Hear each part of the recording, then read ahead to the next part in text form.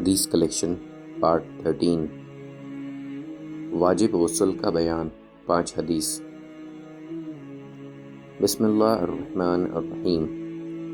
السلام علیکم دوستو، آج کی ویڈیو میں ہم واجب غسل کے بارے میں 5 حدیث بیان کریں گے۔ حدیث نمبر 1، حضرت عائشہ رضی اللہ عنہا سے روایت ہے کہ رسول کریم صلی اللہ علیہ وسلم سے اس آدمی کے بارے میں دریافت کیا گیا جو منی کی تری کو جسم یا کپڑے پر پاتا ہے اور اسے احتلام سوتے میں نہانے کی حاجت کا خیال نہیں آتا۔ آپ نے فرمایا وہ آدمی غسل کرے۔ ساتھ ہی اس آدمی کے بارے میں دریافت کیا گیا جسے احتلام ہونے کا خیال آتا ہے لیکن جسم یا کپڑے پر تری نہیں پاتا۔ آپ نے فرمایا اس پر غسل واجب نہیں ہے۔ ام سلمہ رضی اللہ عنہا نے دریافت کیا عورت اگر تری دیکھے تو کیا اس پر غسل واجب ہے؟ آپ نے فرمایا بلا شبہ عورتیں تو مردوں کی طرح ہیں۔ ترمذی، ابو داؤد۔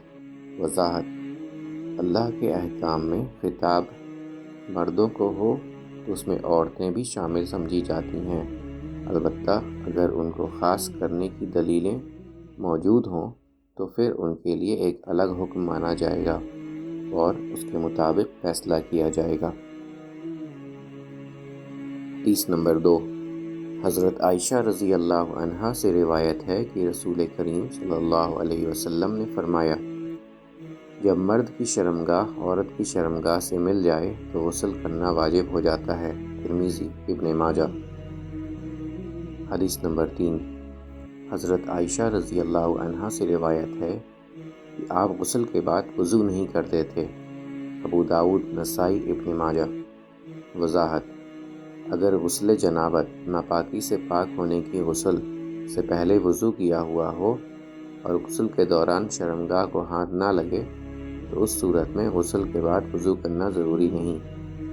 ناپاکی والے یعنی واجب غسل جنابت کا مکمل طریقہ جاننے کے لیے کسی معتبر عالم یا مسائل کی کتاب کی طرف رجوع فرمائیں۔ حدیث نمبر 4، حضرت علی رضی اللہ عنہ سے روایت ہے کہ رسول اکرم صلی اللہ علیہ وسلم نے ایک آدمی کو دیکھا کہ وہ کھلی جگہ میں بغیر پردے کے غسل کر رہا تھا۔ آپ منبر پر تشریف لائے، اللہ تعالیٰ کی تعریف و ثنا بیان کی، پھر فرمایا بے شک اللہ تعالیٰ بہت حیا شرم والا ہے، پردہ پوشی کرنے والا ہے، حیا اور پردہ پوشی کو پسند کرتا ہے۔